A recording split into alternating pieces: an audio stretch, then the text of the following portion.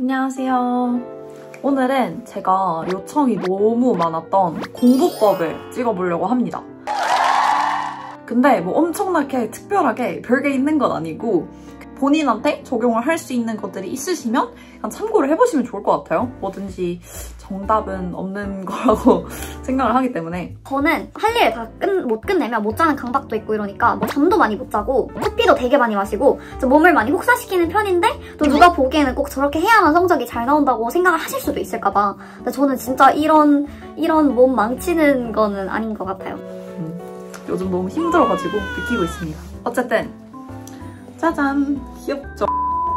어쨌든 우선 제가 엄청난 필기충이라는 거는 제 영상을 보신 분들이라면 아실 거고 어떤 체계가 있을 거 아니에요? 저도 필기를 하는데 그래서 제가 어떠한 규칙을 가지고 필기를 하는지 알려드리려고 합니다. 제가 소개를 드릴 팁이 크게 6가지가 있습니다. 6가지? 너무 많은가? 어쨌든 최대한 간략하고 알기 쉽게 설명을 해드리려고 하겠지만 첫 번째 심볼부터 알려드릴게요. 자, 심볼을 제가 일단 지금 간략하게 아이패드에 써놨어요. 근데 이게 글씨체가 예쁘진 않아가지고 그거는 감안을 해주세요. 저는 공부를 할 때 꼭 3가지 색 볼펜이 있어야 돼요. 꼭 빨간색, 파란색, 검정색이 있어야 됩니다. 그래서 얘네를 어떻게 효과적으로 쓰냐면 이런 식으로 일단 컬러에 대한 심볼을 만드는 거예요. 자, 보시면 빨간색은 주요 키워드나 핵심 설명 위주로 색칠을 해요. 그리고 파란색은 어떤 문단에서 결론, 그리고 그 결론에 정말 주축이 되는 문장들, 어떤 그 문단마다의 결론이 또 있을 거고 그래서 그 문단마다의 결론이 결국 쌓이고 쌓여서 그 전체 논문의 결론이 되는 거잖아요. 그래서 저는 지금 대학생이니까 좀 논문을 예시로 들고 있는데 어쨌든 그런 학술적인 글을 읽는다고 할 때 가정을 하고 얘기를 해볼게요. 그리고 검정색은 저는 문단별로 무조건 요약을 합니다. 왜냐면 나중에는 내가 그 빨간색 펜을 뭐 너무 많이 그어놨거나 형광펜 막 찍찍찍 해놓으면 내가 결국 어디를 봐야 될지 몰라. 그래서 저는 검정색으로 문단별로 다 요약을 해놓습니다. 만약에 내가 좀 이해를 못하는 부분이 있었다고 하거나 그러면 이제 설명을 해놓는 거죠. 그래서 저는 일단 첫 번째로 3가지 색깔을 사용을 한다. 어떻게? 이렇게 각자의 목적에 맞춰서 이런 식으로 자기가 알아볼 수 있는 그런 시각적인 패턴을 만들어 놓는 게 중요하다고 생각을 해요. 색깔적인 심볼 말고 모양적인 심볼이 또 있는데 그래서 이 모양적인 심볼을 설명을 드리자면 저는 네모나 동그라미 같은 걸로 키워드한테 박스를 쳐요.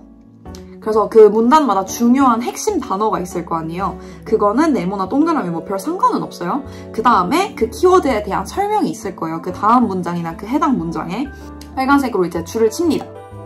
그 다음에 세모는 저는 예시를 세모로 항상 쳐요. 예를 들어서 뭐 for example 아니면은 뭐 어떤 연구가 소개가 된다든지 어떤 사람 이름이 나오거나 연도가 나오거나 하면 저는 다 세모로 표시를 해놔요. 왜냐하면 나중에 문제에서 그런 예시에 관해서 또 이제 상세하게 묻는 문제가 나올 수 있기 때문에 항상 보기 쉽게 예시는 세모로 표시를 한다.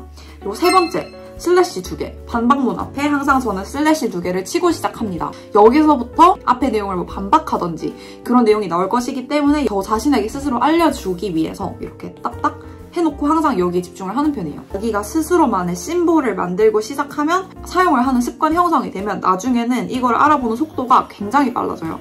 그래서 나중에 다시 봤을 때도 복습하기도 쉽고 그리고 이 파란색 이중은 뭐냐면 제가 지금 빨간색으로 키워드를 해놓는다고 했어요. 그쵸? 가장 중요한 키워드나 가장 중요한 문장 결론은 파란색으로 한 번 더 강조를 해준다는 거죠. 그럼 다음은 제가 구조화를 알려드릴 건데 자, 구조화는 뭐냐 하면 볼게요. 자, 이런 식으로 어떤 문단에서 전두엽의 기능에 대해서 설명을 하고 있어요. 근데 이 줄글을 이렇게 해놨을 때 어떻게 효과적으로 구조화를 하냐면 결국 내가 전두엽의 기능을 첫 번째, 두 번째, 세 번째로 나눌 수 있어야 돼요.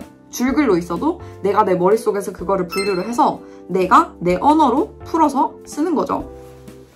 그리고 두 번째 문단은 측두엽의 기능을 설명하고 있어요. 그럼 다시 구조화를 해요. 어떻게? 측두엽의 기능이 첫 번째, 두 번째 이렇게 소개가 됐다. 전 지금 2개 문단을 구조화를 시켰어요. 근데 이게 왜 중요하냐면 이 2가지 문단을 묶어서 다시 한번 큰 구조화를 시킬 수 있어요. 지금 이 2가지가 공통적으로 하고 있는 게 뭐예요? 뇌 심피질의 기능을 설명하고 있는 거예요. 그쵸? 그래서 이거를 다시 묶어서 구조화를 시키는 거예요. 이거를 뭐 A, B라고 하고 이걸 묶어서 A, B를 묶은 C라고 해볼게요. 그쵸? 근데 나중에 문제를 풀다가 C에 대한 걸 묻는 부분이 나왔어. 그럼 나는 그냥 이것만 보고 C 부분만 다시 보면 돼요. 그쵸? 여기 이미 구조화를 시켜놨으니까.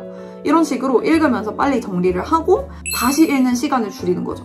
뭐 저게 무슨 팁이라고 하실 수 있는데 이거를 생각보다 안 하고 그냥 읽고 넘어가잖아요. 100% 까먹어요. 그냥 읽는 거랑 쓰면서 읽는 거랑 다르기 때문에 이거 자기가 이해한 정보를 항상 구조화하고 쓰고 요약하면서 글을 읽으라는 거를 강조를 드리고 싶었습니다. 그리고 지금 구조화가 이런 글에 대한 구조화가 될 수도 있고 저는 좀 시각화를 하는 걸 좋아해요. 제가 이해한 대로 무조건 그림을 그리거나 표를 만들거나 이런 식으로 1, 2, 3 뭐 숫자를 쓰거나 어쨌든 뭔가를 구조화시키고 시각화를 하려고 노력을 하는 편이에요. 그걸 할 수 있어야 내가 완전히 이해를 한 거니까. 자, 그럼 예를 들어서 뉴런 발화 과정이 1부터 10까지 쭉 써져 있어. 어쨌든 뭐 이런 식으로 지금 그림을 그릴 수 있어야 돼요. 여기서 뭔가를 받아서 얘네가 뭔가를 받아서 이게 이렇게 되고 저렇게 되고 이렇게 쭉 가는 그런 그 과정을 저는 항상 그림을 그리거나 표로 정리를 하려고 하는 거예요. 뭐 이것도 별건 아닌데 이것도 어떤 시각화한 예시거든요. 그래서 이렇게 신경계가 있고 nervous system이 있으면 이게 뭐 센트럴이 있고 페리페럴이 있고 그래서 이게 결국 이렇게 많이 나뉘면 줄글로 써있으면 진짜 헷갈려요. 그래서 글로 써있는 거를 내가 직접 표를 만들고 시각화를 해보면서 이해를 하는 게 좋습니다. 생각을 해봐도 이거를 암기를 하는 것보다 이거를 암기를 하는 게 훨씬 쉽겠죠?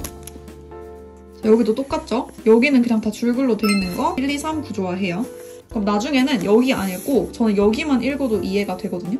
그게 시간을 줄이는 어떤 저만의 전략입니다. 그래서 이런 식이 이제 어떤 구조화다라고 말씀을 드릴 수 있을 것 같습니다. 그러니까 내 머릿속에서 많은 양의 정보가 들어오니까 이거를 체계화를 시키면서 글을 읽는다고 이해를 하시면 될 것 같습니다. 세 번째가 제가 뭐라고 그랬냐면 내 언어라고 했어요. 내 언어가 뭐냐면 예를 들어서 문단이 이렇게 있어. 그쵸? 내가 지금 이 문단에 대한 요약을 할 거야.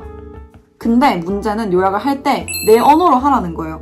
그러니까 다른 사람이 봤을 때 못 알아들어도 상관없어요. 나만 이해할 수 있는 언어고 그러니까 뭐 그림이어도 되고 완전한 문장이 아니어도 되고 그러니까 논문의 어떤 표현이나 단어를 복붙하는 게 아니라 내가 이해한 대로 이렇게 1, 2 써서 정리를 할 수 있는 게 중요하다고 생각을 하거든요. 왜냐면 결국 자기가 이거를 풀어서 설명할 수 있어야 완전히 이해를 한 거라고 생각을 하기 때문에 만약에 그냥 논문에 있는 내용을 그대로 그냥 모르겠긴 한데 일단 뭐 그렇다니까 쓰지 뭐 하면서 요약을 할 거면 그거는 결국 시간 낭비거든요. 그래서 이해가 안 되면 다시 읽어보고 자기가 이해할 수 있는 말로 풀어 써라. 그게 어떤 제가 드리고 싶었던 말이었습니다. 자, 네 번째가 꼬리표. 네, 이 꼬리표가 뭐냐면 저는 이 꼬리표를 굉장히 애용을 했고 좀 중요한 공부 습관이라고 생각을 해요. 왜냐면 이렇게 요약을 했어. 근데 그럼 저는 이때 파란색을 써요. 꼬리표를 달 때 보통. 근데 왜 A가 1번이 돼? 라고 질문이 생길 수 있어요. 이해가 안 되면. 그래서 이해가 안 되는 그런 모든 사고의 과정을 다 글로 적으면서 꼬리표로 하나씩 답을 하는 거예요. 왜 A가 1이 돼?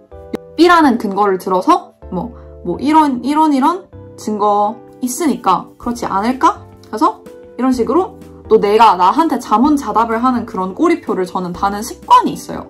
그래서 제 사고의 과정이 축적이 됩니다. 이게 결국 어떻게 보면 오답노트 같은 거예요. 이게 지금 저는 좀 문과적인 개념으로 설명을 하고 있지만 오답노트도 그렇잖아요. 내가 나중에 봤을 때 이걸 왜 틀렸는지 알고 그 실수를 똑같이 범하지 않으려고 오답노트를 하는 거잖아요. 그래서 어떻게 보면 저는 꼬리표를 다는 게 글을 읽음에 있어서 오답노트가 된다고 생각을 해요.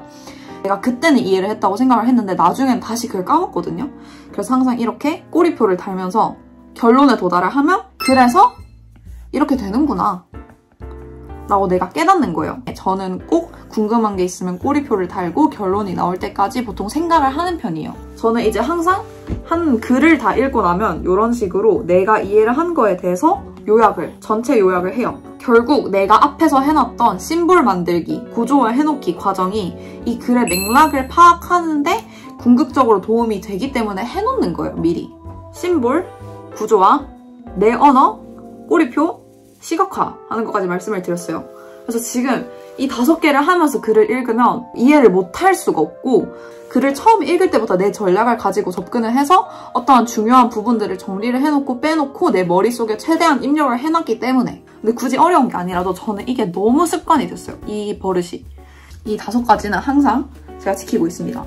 마지막으로 스스로 과외라는 게 뭐냐면 이거는 꼭 하셨으면 좋겠어요. 꼭 하셨으면 좋겠는 게 그래서 저는 항상 벽 보고 제 벽이 제 과외 학생이라고 생각을 하고 과외를 해요. 야, 그래가지고 이 문단에서 이걸 설명했는데 이게 왜 그렇게 되냐면 이렇게 되는 거야. 알겠지? 이런 식으로 저는 항상 저 스스로한테 과외를 해요. 그래서 친구들은 아는데 제가 좀 공부할 때 많이 중얼중얼 거리는 편이거든요. 그게 그 이유 때문입니다. 그런 식으로 마지막에 내 스스로에게 과외를 하고 마친다. 제가 다시 한번 설명을 드릴게요. 저는 심볼을 만들어요. 어떤 심볼을 만들어? 색깔 심볼. 내가 알아볼 수 있는 색깔 심볼을 만들고 모양적인 심볼을 만들어요. 두 번째로는 저는 정보를 구조화해요. 문단마다 구조화하고 이거에 나중에 더 큰 단위로 구조화가 될 수 있기 때문에 미리 문단별로 구조화를 하고 이거에 대한 설명을 내가 쉽게 이해할 수 있는 내 언어로 풀어서 요약을 해놓는다. 좀 복잡한 설명일수록 저는 시각화를 하려고 해요. 테이블이라도 만들어보던가, 그쵸? 이거는 뭐 자극 1, 2 해서 하죠? 표를 만들어서 비교를 해보기도 하고 뭐 장점, 단점 이런 식으로 그리고 어떻게 한다? 꼬리표를 내가 내 사고의 어떤 일련의 과정을 확실히 이해했다는 결론이 들 때까지 꼬리표를 달면서 나 스스로한테 질문을 해요. 그리고 이걸 다 하고 나서 어떻게 한다? 나는 내 스스로를 과외를 한다. 벽을 보면서 이렇게 되고 저렇게 되는 거야. 이해했지? 이런 식으로. 그래서 주어지는 정보를 그냥 수동적으로 받아들이는 게 아니라 뭐라고 해야 되나?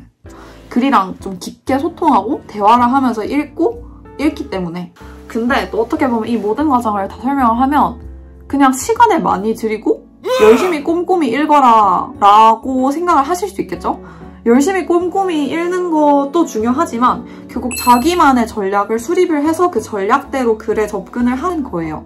이거를 내 버릇을 들이고 나한테 맞는 심볼을 찾고 구조와 방법을 찾고 그런 걸 계속 찾는 거예요. 근데 그러려면 자기가 계속 부딪혀 봐야겠죠? 제가 중시하는 게 뭐냐면 공부하는 시간보다 효율을 중시를 해요. 저는 1학년 때 그런 걸 너무 많이 해봤거든요. 밤새고 너무 피곤해가지고 꾸역꾸역 막 이러면서 하는데 내가 나중에 보니까 줄은 쳐놨는데 내 머리에 남는 게 없어. 뭐 공부한 거예요. 시간 아깝잖아요. 그래서 막 피곤하다고 때려치고 막 침대 자서 그냥 아침까지 자라는 게 아니라 피곤하면 30분, 1시간 정도 잘 수 있어요. 그래서 효율을 더 중시를 하는 게 좋았다, 저는. 또 공부 환경도 자기가 맞는 거는 자기가 찾는다고 생각을 하거든요. 무조건 공부를 독서실 같은 환경에서 해야 잘 된다는 그런 것도 아니고, 그쵸?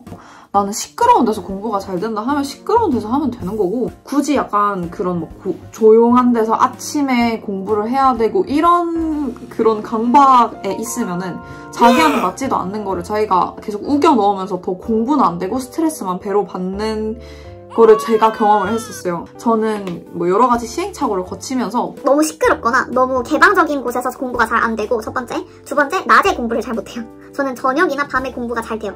본인한테 잘 맞는 환경이나 시간 같은 거는 잘 찾으신 다음에 그거를 계속 버릇을 들이면서 해보시면 좋을 것 같아요.